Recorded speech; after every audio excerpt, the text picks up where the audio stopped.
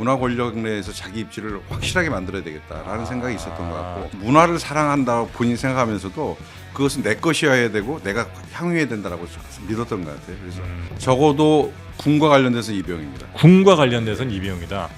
나이 드신 분이 젊은 여자분을 이렇게 모시는 듯한 이런 사진을 찍혔던데, 정말 권력에 이렇게 취약한 대한민국의 지식인들을 보여주는 것 같아서 좀 안타깝습니다. 김건희를 수행하기 위해서 부속실 직원 4명이 나갔다는 건 거의 반 정도가 나가 있었다는 거거든요. 예. 누가 대통령인 겁니까? 둘이서 역사를 토론했을 일은 없을 것 같고, 민비가 시해당한 곳에 대한 어떠한 주술적 행위 내지는 기도 같은 걸 하지 않았을까, 이런 생각이 좀 듭니다. 네, 이번 시간에는 궁사랑이 아주 남다른 김건희 씨의 여러 일종의 뭐 문화재 측면에서 보면 만행이죠. 네, 그런 일들을 너무 많이 벌였는데 도대체 왜 그랬는지, 또 어떤 일들을 벌였는지에 대한 그 부분만 또 집중해서 파신 분이 계십니다. 더불어민주당 이기현 의원과 함께 문화체육관광위 소속이시죠. 네, 이기현 의원과 함께 이야기 나누도록 하겠습니다. 어서 오십시오. 네, 반갑습니다. 네, 반갑습니다. 자, 김건희 씨가 일단 하나하나 좀 여쭤보긴 할 텐데, 네. 지금 영 이해가 안 되는 건 왜 그렇게 왕좌에 앉으려고 했을까? 그거가 저는 답이 잘 안 나오거든요. 그거 하나만 좀 먼저 얘기해 주실 수 있을까요? 저도 궁금했는데, 네. 이제 추론일 뿐이죠. 예? 제가 김건희 씨한테 물어보지를 않았기 때문에 왜 앉았는지. 문화 권력자로서의 자기의 위치를 생각했던 것 같아요. 문화 권력자로. 그래서 그 군과 문화유산을 사랑했던 것 같고, 네. 그것이 이제 이후에 길게 보면 퇴임 이후에 대한민국이 문화강국으로 가고 있는데, 문화 권력 내에서 자기 입지를 확실하게 만들어야 되겠다라는 생각이 있었던 것 같고, 정치 권력은 예를 들어 남편이라고 친다면 갖고 있죠. 이배용이라는 분을 자주 데리고 다녔는데, 이배용이 아시다시피 사학자이고 네. 대학에서 교수와 총장을 하신 분인데 거의 개인 해설사가 됐던 거죠. 특히 이제 궁과 관련돼서는 자기가 많이 모르니까, 또 유문에 대해서는 잘 모르니까 개인 해설사로 장관급 공직자를 언제든지 그냥 불러서 당신 이렇게 지금 부속실에서 연락을 받고 다닌다는 거거든요. 예. 네, 그런 좀 잘 이해가 안 되는 게, 문화재를 진짜 사랑하고 그래서 문화계에서 진짜 권력자가 되고 싶었다라고 하는 사람, 문화재를 사랑하는 사람이 문화재 어좌에 그렇게 앉아요? 그런 말이 안 되는 거죠. 네. 이건 상식적인 문제인데, 문화를 사랑한다고 본인이 생각하면서도 그것은 내 것이어야 되고 내가 향유해야 된다라고 믿었던 것 같아요. 그래서 사실은 제가 저희 방에서 밝혔습니다만, 고궁박물관 수장부를 갔던 것도, 그리고 3일 후에 자기 남편을 데려가거든요. 이런 것도, 야, 내가 가서 봤더니 이거 대단한 게 있더라. 같이 가서 보자. 라고 했던 것이 23년 3월 2일과 3월 5일에 있었던 사건인 것 같아요. 그거부터 한번 그럼 살펴볼까 싶은데, 네. 그 고궁박물관의 수장고. 네. 그러니까 수장고라는 게 진짜 말 그대로 보물 창고. 그렇습니다. 이고 거기 8만 점인가 보물이 있고, 거기가 일종의 벙커처럼 구성이 되어 있어요. 그래서 그렇습니다. 출입을 하려고 하면 진짜 이 출입증 태그 한 7, 8번 찍고 들어가야 되는 굉장히 은밀한 공간인데, 여기를 이제 김건희 씨가 출입을 한 것이고, 근데 관련해서 여태까지 그러니까 누가 출입시켜줬는지, 누가 먼저 의뢰했고 어떤 루트로 했고 누가 허가해줬는지도 봐야 되는데, 처음에 박물관에서는 이거는 당일에 연락 와가지고 우리도 어버버 하다가 됐어요, 이런 취지로 설명을 했잖아요. 근데 그래놓고 출입 기록도 안 남겼고, 근데 알고 봤더니 사전에 대통령실과 조율한 사실도 지금 파악이 된 거죠. 어제 국감 저녁에 늦게 그래서 저희가 세워놓고 국립고궁박물관장이 바뀌긴 했어요. 이제 업무 인수가 안 됐더라고요. 그런데 이제 제가 추궁을 했는데, 그러면 대통령 비서실에서 누구로부터 연락을 받았냐. 2월 27일 날, 그러니까 가기 한 5일 전에 미리 연락을 받았는데 기록이 없다는 거예요. 그럼 있을 수 없는 일이거든요. 그러면 거기서 이제 김건희가 오면 어떻게 의전할지에 대해서 동선까지 해서 5페이지 정도는 보고서를 만들었어요. 그걸 전달했다는 거예요. 누구한테 줬냐. 그러니까 누구한테 줬는지도 모르겠다는 거예요. 메일을 회신한 사람이 있을 거 아니에요. 그러니까 메일로 했는지, 이걸 어떤 형태로 보냈는지도 자기들 기록이 안 남아 있다고 해서 어제 문화체육관광위원들한테 많이 지적을 받았죠. 혼났죠. 혼났는데, 사실은 공문서를 공공기관끼리 의사결정과 그리고 서류의 전달을 기록 없이 한다는 건 말이 안 되거든요. 그렇죠. 문서 수발신 대장이라는 게 어느 공직사에나 다 있습니다. 심지어 작은 학교에도 다 있거든요. 초등학교만 해도. 그런데 국립고궁박물관과 대통령 비서실이 문서를 주고받는데 수발신 대장이 없다는 거는 있을 수 없는 일이죠. 네. 이거는 굉장히 강하게 삭제를 했거나 좀 인멸했을 가능성이 의심이 되는데 여기에 관련돼서 물론 대통령 비서실이 이제 임기가 끝나고 나갔지만 네. 관련된 자료가 하나도 없이 저희가 인수를 받았잖아요. 네. 그러니까 서버라도 있으면 주고받은 이메일 기록이라도 예. 아니면 팩스 기록이라도 아니면 문서로 왔다고 하면 우편 대장이라도 있을 텐데 그런 게 일체 남아있지 않기 때문에 제가 더 파봐야 할 일이라고 생각합니다. 이 문제는 국가기관과 공직사회 기관으로 해서 대단히 중요한 문제입니다. 네. 아니 근데 그 예를 들면 뭐 통일교 관련해서는 건진이라는 핵심 인물이 있고 뭐 도이치모터스 관련해서는 뭐 이종호라는 핵심 인물이 이제 김건희 씨랑 연관된 누군가가 있잖아요. 네. 문화재 쪽 관련해서는 그 이배용이에요? 적어도 군과 관련돼서 이배용입니다. 군과 관련돼서는 이배용이다. 그리고 네. 이배용을 취임하고 나서 네. 그 국가교육위원장이란 자리가 장관급 공직자입니다. 예. 예. 대한민국의 교육대계를 전부 다 계획하고 설계하고 집행하는 일과 관련돼서 감사하는 일을 하는데 네. 그 위원장에 그분을 앉혔다.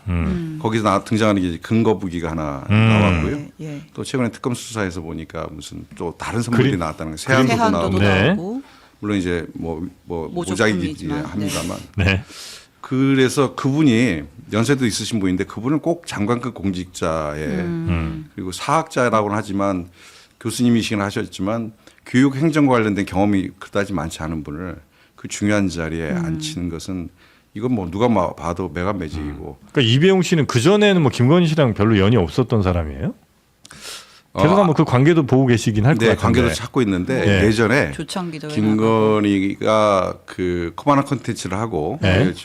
공연 전시 사업들을 할 때 그때 문화계에서 이배용이라는 사람은 감히 범접할 수 없을 만큼 높은 사람이었을 겁니다. 김건희보다 훨씬 더 높은. 높았죠. 아. 그 당시 이미 대학 총장을 거쳤고 아. 이명박 정부 때 국가브랜드위원회 위원장도 네네네. 그 이분이 장관급 공직자를 굉장히 많이 했더라고요. 네, 네. 다 오정권 때문에. 아. 그때는 아마 김건희가 쫓아다니거나 따라다니거나 자기 행사에 모시고 싶어서 안 달렸을 텐데 이배용 전 위원장님 전공이 뭐예요? 원래 사학입니다. 사학. 그 그러니까 이배용 문화재 입장에서- 이런 쪽에는 워낙 영향력이 큰 인물이었고 그렇죠. 근데 자기보다 한참 저 보이지도 않던 그 친구가 이제 권력이 바뀐 이른바 거죠. 영분이 됐다고 하니까 이제 거기에 금거북이 간 받쳐서 거예요? 예. 근거북이 말고 아까 세안도 모작도 있지만 어떤 것들이 더 있는지도 더 특검에서 조사를 해봐야 된다고 생각합니다. 현재까지 나온 거는 이제 그 금거북이랑 그림 정도가 현재 랑 나왔고. 그 이제 그 한지로 만든 복주머니, 예, 복주머니, 액자까지 액자 만들어- 복주머니 뭐 이런 네. 게 있다고 그러는데 저도 그게 어떤 모양인지를 아직 실물을 보지를 못해서 네. 지금 밝혀진 건 3건이고 네. 그리고 또 추가로 있을 수 있다는 생각이 들고요. 네. 그들은 권력이 바뀌어서 사진을 보면 네. 완전히 수행 모드이고 우산 들고 옆에서 하는 거 맞아요. 보면 나이 드신 분이 젊은 여자분을 이렇게 모시는 듯한 이런 사진을 찍혔던데 정말 권력에 이렇게 취약한 대한민국의 지식인들을 보여주는 것 같아서 좀 안타깝습니다. 아, 세안도 얘기 나온 김에 네. 여쭤보면 세안부가 국보잖아요. 그 네. 지금 진품은 국립중앙박물관에 있어요. 네네. 그러면 당연히 뭔가 저거를 뇌물로 줬을 때는 저게 모조품이라는 이건 걸 알고 있겠죠. 또 모조품을 근데 주나요? 모조품도 예. 세안도가 굉장히 대작이거든요. 예, 10m 되죠. 10m짜리여서 저는 그 10m짜리 이 모작을 만드는 것도 굉장히 공이 들어가고 예. 굉장히 가치가 있을 것 같아요. 그러니까 약간 그 김건희 씨의 일종의 뭐 결핍 내지는 그렇습니다. 뭐 그런 것들, 그러니까 내가 뭐 학위에 있어서도 그렇고 아니면 뭐 업계에서 인정받는 이런 것들이 이제 그 전에는 조금 뭐 정통이 아니네 뭐 이런 등등이 있었을 거 아니에요. 그러니까 그런 것들을 극복하기 위한 나름의 그래서 심리적으로 그럴 수도 있겠네요. 이배용 씨 같은 사람들을 그러니까 진짜 그 업계에서 유명한 사람을 아예 내 밑으로 둠으로 해서 예. 더 거기서 뭔가 이렇게 좀 거드럭거리고 싶은 그런 마음이 좀 있었던 건 아닌가 싶은 생각이 지금 막 드네요. 제가 이배용이 어떻게 오게 됐는지를 확인해 봤더니 네. 이배용이 대통령 부속실로부터 연락을 받았다는 것이고 네네네. 그날 3월 9월 예. 9월 12일 날 그 경애를 경- 방문하고 네. 어제 앉았다라고 하는 그날도 네. 예. 현직 국가교육위원장이었어요. 예. 장관급 공직자가 업무를 보지 않고 대통령은 부속실에 호출을 받아서 김건희를 보좌해서 네. 거기에 가서 이렇게 여사를 왕비처럼 모시고 이렇게 다녔다는 거고 해설사인 거죠. 예. 어자는 어떤 의미이고 여기는 옛날에 왕은 어떻게 올라갔고 그걸 설명했고 올라가 보실래요? 그랬더니 김건희 올라갔다는 거 아닙니까? 전 그걸 보면서 참 있을 수 없는 일이라는 생각이 듭니다. 내가 이렇게 공부 많이 해서 네. 지금 대학 총장까지 했는데 이걸 하고 있어야 되나 자괴감 같은 거 들지 않으시나? 본인은 뭐 누린 거죠. 김건희가 공동정권이라고 생각하고 김건희 그래요? 정권 5년 동안은 네. 자기가 안정적으로 장관 공지할 수 있겠다는 생각이 들었던 것 같아요. 그리고 그날 부속실 직원이 3, 4명이 따라온 것으로 돼 있는데 네. 그러니까요. 부속실 직원이라는 게 저도 청와대 5년 근무해봤지만 부속실이 큰 부서가 아닙니다. 예. 부속실은 대통령의 명을 전달하는 정도의 역할 그리고 의정의 서포트를 받기 때문에 네. 기본적인 회의 연락 정도 업무를 하는 곳인데 그래서 10명 이내입니다. 그런데 평일날 네. 대통령도 아닌 네. 이 부속실이 없었잖아요. 예. 김건희를 수행하기 위해서 부속실 직원 4명이 나갔다는 건 거의 반 정도가 나가 있었다는 거거든요. 예. 누가 대통령인 겁니까? 네. 아니 그리고 이제 좀 이 고궁 관련해서 뭐 이슈가 됐던 것 중에 하나가 말씀하신 것처럼 그 보물 뭐 보고 나서 사흘인가 있다? 맞죠? 사흘 정도 3일 후에 있대. 3월 네. 5일에 3월 2일에 처음 보고 3월 5일에 윤석열 전 대통령을 데리고 다시 가죠. 와서 또 뭐 둘이 또 단독의 시간을 또 가졌다는 거 아니에요? 예, 박물관 갔다가 네. 경복궁 다시 가서 네. 네. 3월 2일 날은 미리 2월 27일 날 미리 가겠다라고 김건희가 연락을 하고 갔던 것이고 네. 3월 5일 날은 네. 오후에 갑자기 온 거예요. 예. 네. 갑자기 와서 둘이 와서 네. 경호들만 데려갔겠죠. 문 따라 이렇게 해야 되는데 관장도 없었던 거예요, 현장에. 예. 네. 대통령이 오는데 네. 깜짝 놀라 관장이 뛰어내려갔더니 네. 이미 기다리다 말고 문 여는 데 시간이 걸리기 때문에 예. 보물창고라. 예. 그래서 거기서 다시 바로 옆에 있는 경회로 이동했고 그다음에 그 곤명화까지 이제 가게 된 거예요. 예, 예, 예. 그래서 명성황후의 이제- 네. 친전이었던 네. 문명합까지 거기 가서. 네. 가서 이제 지금까지 보도된 것은 10분 동안 문을 닫아놓고 있었다는 건데 단둘이. 저는 경호 원칙이라는 게 있습니다. 예. 대통령과 대통령 부인이 외부에 나갈 때 특히 대통령은 대통령 부인이야 뭐 개인으로 볼 수 있겠습니다만 네. 대통령은 행정부의 수반이고 그럼 최고의 통수권자이기 때문에 경호 원칙상 경호원들이 볼 수 없는 곳으로 가는 것은 용납할 수 없는 일입니다. 네. 그렇죠. 경호 원칙 위반입니다. 네. 그런데 아무리 문을 닫으라고 해도 그게 뭐 화장실이 아닌 이상 그렇게 해서는 안 되거든요. 네. 저 그런데 그 문을 닫고 10분 동안 있었다는 것은 제가 이것은 경호처에도 확실히 이제 경호실 6일 날 국감하게 되는데 예. 분명히 그때 한번 물어볼 생각입니다. 이런 게 가능한 건지. 그리고 그 당시에 수행했던 경호원들이 어떤 이야기를 혹시라도 들은 것이 있는지에 대해서 확인을 해봐야 된다고 생각합니다. 뭐 했나? 뭐 여러 가지 얘기들이 있는데 네. 전 개인적으로는 약간의 주술적 행위가 있지 않았을까라는 생각이 안 좀 그쪽 들더라고요. 생각하시는 분들이 많은 것 같은데 그 주술적 행위 할 게 뭐 있어요? 거기가 건천궁이라는 곳이고 곤명합인데 거기가 어디냐면 청와대 가보신 적 있어요? 청와대는 네. 네. 네. 청와대 들어가는 직원들 들어가는 출입문 있잖아요. 예. 그 바로 담벼락 뒤에 있는 건물이에요. 네. 그거 한 네네네. 10m밖에 안 돼요. 예, 예, 예. 거기 경복궁 내에서 보면 굉장히 맨 뒤에 안쪽에, 있는 건물입니다. 예. 예. 옛날에 헐렸다가 다시 이제 지어진 곳인데 네.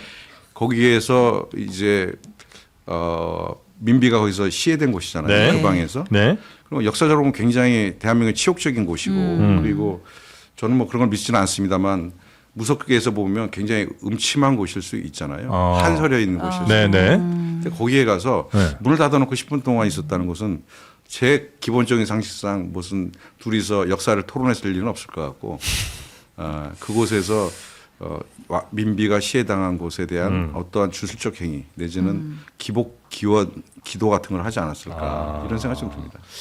그쪽이 정말 심취를 좀 했었나?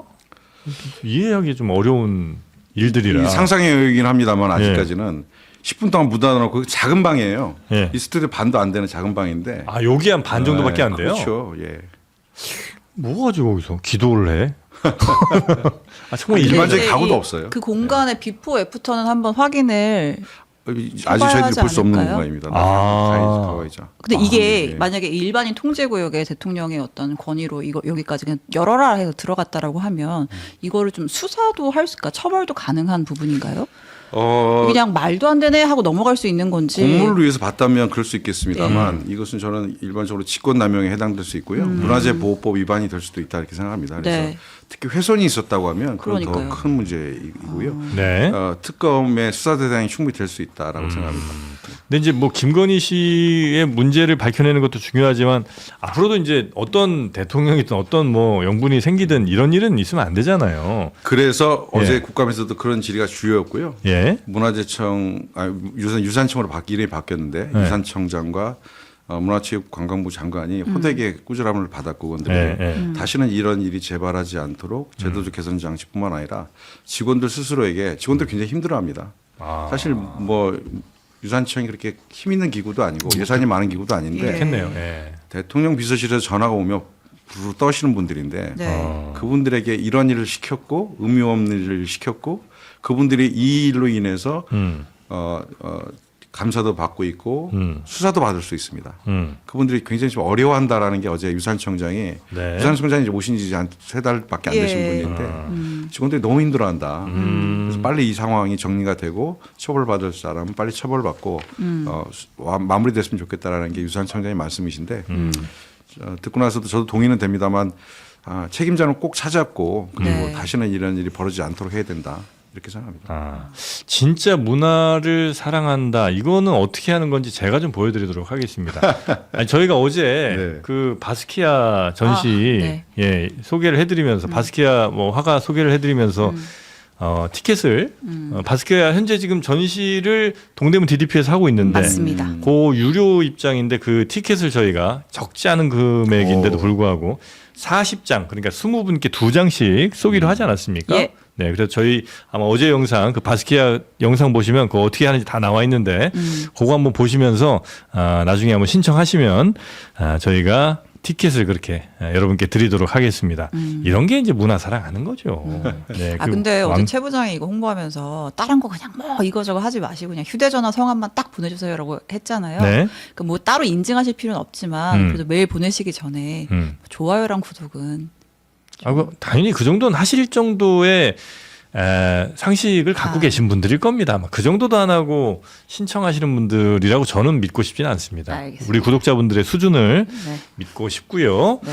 자, 그래서 다시 돌아와서 김건희 씨는 앞으로도 그러니까 김건희 씨 비슷한 사례가 나오지 않도록 이건 시스템으로 이제 제대로 벽을 치겠다는 것이고 어떤 뭐 조금 이제 뭐 독재 같은 거를 하는 사람이 오더라도 이거는 이제 우리 문화재는 단지 그냥 5년, 10년이 중요한 게 아니라 앞으로도 100년, 500년, 1000년을 또 계속 후손들한테 물려줘야 되는 거잖아요. 그러니까 잘 물려줘야 되잖아요. 그렇습니다. 예, 그러니까 어떤 뭐 권력자가 오더라도 그거 훼손할 수 없게는 잘 좀 마련해 주셔야 될 것 같고 그거 이기현 의원님이 좀 역시 노력을 좀 해주셔야 되지 않을까 싶습니다. 작년에 저희 국감 때 저희 네. 방에서 그 KTV가 했던 그 청와대 네. 관제에서의 황제 관람을 저희 방에서 이제 취재해서 예. 밝혔던 그때 JTBC랑 같이 이렇게 해서 맞습니다. 했었어요. 아, 네네. 근데 우연치 않게 올 국감 때는 또 이 궁에 대한 네. 문화유산의 사적 활용 사용을 이제 저희들이 지적을 했는데 네. 제가 문화체육관광이다 보니까 예. 국감하는 과정에서 이렇게 나왔는데 그때도 청와대라는 곳이 문화유산 등록은 안 돼 있습니다만 한국 현대에서 굉장히 중요한 역사적 의미를 가지고 있고 그렇죠. 이후에는 문화재로 등록될 수밖에 없는 곳입니다. 그곳에 국민들은 아무도 들어갈 수 없는 곳에 본인이 밤에 네. 본인만을 위한 무대를 만들고 공연을 했던 사람입니다. 저는 이런 문화재나 아니면 국가 시설에 대한 사적 사용을 하는 이런 네. 권력자가 다시 나오지 않도록 더 집요하게 좀 국감 때뿐만 아니라 국감 네. 끝나서라도 더 파보겠습니다.